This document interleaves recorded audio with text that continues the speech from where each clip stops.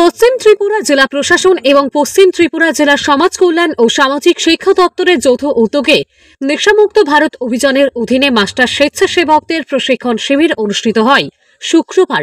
এদিন রাজধানীর বীরচন্দ্র স্টেট লাইব্রেরিতে আয়োজন করা হয় এই প্রশিক্ষণ শিবিরের। অ্যাডিশনাল ডিস্ট্রিক্ট ম্যাজিস্ট্রেট সজল বিশ্বাসের পৌরোহিত্যে অনুষ্ঠিত হয় এই প্রশিক্ষণ শিবিরটি। এদিনের এই ট্রেনিং প্রোগ্রামে মোট ৮০ জন স্বেচ্ছাসেবক অংশগ্রহণ করেন। তাদের মধ্যে রাজ্য পুলিশ, ডক্টর সহ সমাজের বিভিন্ন অংশের প্রতিনিধিরা রয়েছেন।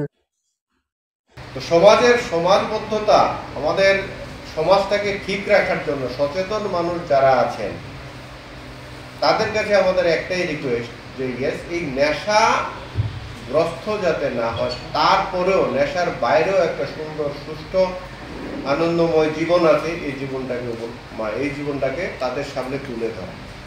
বাঁচার জন্য নেশাগ্রস্ত অবস্থানে ভালোভাবেও বাঁচা যায় এবং সুন্দরভাবে বাঁচা যায়।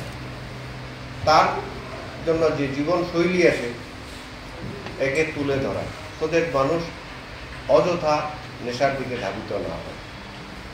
জীবনশৈলীর কথা বলতে গেলে দেখুন, আমাদের জীবনশৈলী যেটা ছিল সনাতন জীবনশৈলী, এই জীবনশৈলী আমরা অনেকাংশেই তার থেকে দূরে সরে গেছি। আমাদের জীবনশৈলী থেকে, আমার জীবনশৈলীতে কোনো সময় নেশা জিনিসটা ছিল না।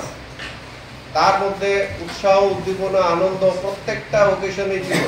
সব কিছুতে আমরা আনন্দ উপভোগ করতাম।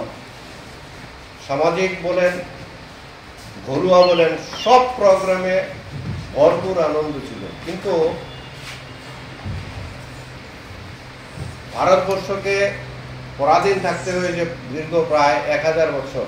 1000 বছরে আমাদের মধ্যে জেনেটিক চেঞ্জ হয়ে গেছে না। 2-3 জেনারেশনের পরে বলে যে প্র্যাকটিসটা থাকে, এটা জেনেটিক চেঞ্জ হয়। আমাদের কয়েকশো জেনারেশন এই 1000 বছরের মধ্যে আমরা অতিবাহিত করেছি, এবং যেই জিনিসটা আমাদের জীবনশৈলীতে নাই সেইগুলি আমাদের মধ্যে অ্যাডাপ্ট হয়েছে।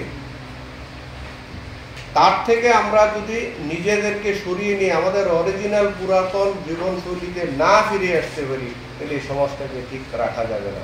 আমাদের অরিজিনাল সমাজ ব্যবস্থা যেটা আছে, ওই সমাজ ব্যবস্থাতে আমাদের আগে ফিরে যেতে হবে। দেন তারপরে দেখবেন জীবন কত আনন্দ। Bureau report, PV north east.